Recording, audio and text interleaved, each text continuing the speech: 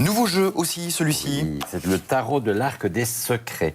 Donc c'est un jeu de tarot complet, donc il y a bien les 56 mineurs et vous avez les 22 majeurs. On va peut-être le mettre à l'endroit, ce serait peut-être plus joli. Voilà. Et alors, Arc des Secrets, pourquoi? Parce que sur les lames majeures, vous retrouvez chaque fois la symbolique d'une porte ou d'un arc. Ici, un arc-en-ciel, ici, un arc lumineux, là, un arc en pierre, là, carrément, une porte en pierre. Donc, chaque fois, vous avez dans ce tarot, un peu style médiéval comme ça. Oui, il est génial ce jeu. Hein. Il est vraiment très joli, les couleurs sont très pastel, très douces, c'est vraiment très très agréable. C'est de la BD, hein?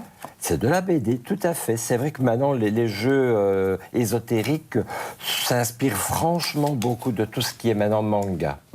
Regardez par exemple ici le pape. Eh bien, le pape, on le retrouve sur son trône avec chaque fois un arc en pierre derrière lui et toute la symbolique qui est associée à cette carte. Très bien. Alors regardez par exemple sur le présentoir, je vous ai mis la carte numéro 13, que l'on appelle aussi la lame de la mort ou la lame sans nom. Ouh là là. Donc c'est une carte qui n'annonce jamais des choses très agréables, mais on peut aussi parler de transformation. Donc, que ce soit dans un jeu de cartes, un jeu d'oracle ou un jeu de tarot, il ne faut jamais se focaliser sur une seule carte, mais il faut voir les rencontres de cartes qui vont être associées à cette carte-là.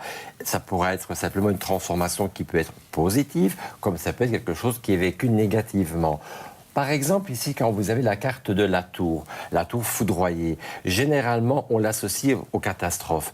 Mais moi, je dis que ce n'est pas tellement exact, dans le sens que, oui, la foudre vient faucher le haut de la tour, mais les bases sont toujours là. Donc, la personne a des acquis qu'elle doit mettre à profit, mais pour changer son fusil d'épaule et repartir dans une nouvelle direction.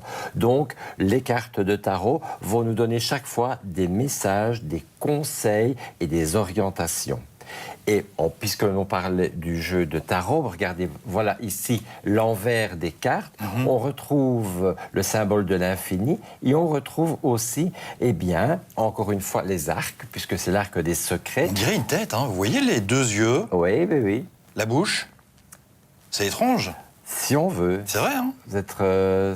Oui, ok, ça va. C'est ça. Et sinon, si on revient de manière plus pragmatique... Oui, pardon, je sais pas. Je vois un espèce d'E.T. là.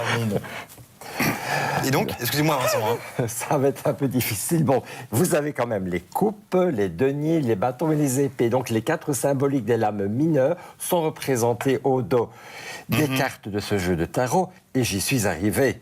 Eh ben voilà, tout va bien. Vous. Non mais je suis pas fou quand même. On voit quand même quelque chose de spécial dans cette carte, ou c'est moi? Je connais l'adresse d'un bon psy. D'accord, bon, très bien.